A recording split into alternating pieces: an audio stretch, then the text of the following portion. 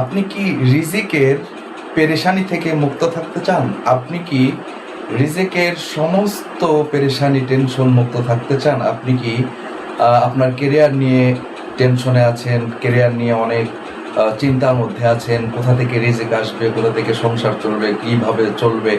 আপনি এই সমস্ত দুশ্চিন্তা থেকে হেফাজতে থাকার জন্য একটি মাত্র আমল যদি করেন, আল্লাহ পাক রব্বুল আলামিন সমস্ত রিজিকের ফয়সালা করে দেবেন। সুবহানাল্লাহ।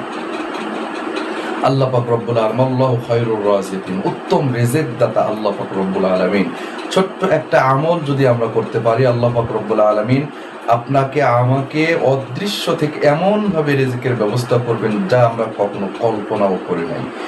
প্রিয় হাজিরিন, এই আমলটা হলো প্রত্যহ ফজরের নামাজের পরে ইয়া ফাত্তাহু, বুকের উপরে হাত দিয়ে ইয়া ফাত্তাহু ৭০ বার পাঠ করতে হবে। প্রতিদিন ফজরের নামাজের পরে বুকের উপর হাত দিয়ে ইয়া ফাত্তাহু, অর্থাৎ হে রহমতের দরজাগুলো খোলার মালিক, আমার রিজিকের দরজা তুমি খুলে দাও। সুবহানাল্লাহ।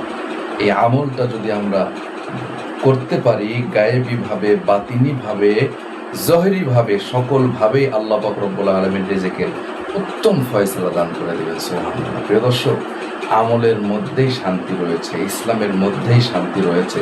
আজকে আমরা ইসলাম ছেড়ে দিয়েছি, এজন্য সব কিছু নিয়ে, ক্যারিয়ার নিয়ে, রিজিক নিয়ে, আয় উন্নতি, এগুলো নিয়ে টেনশনের মধ্যে পড়ে যায়, জীবন নিয়ে টেনশনের মধ্যে পড়ে যায়। যারা ইসলামকে পরিপূর্ণ করে ধরেছে তাদের কোনো টেনশন নাই।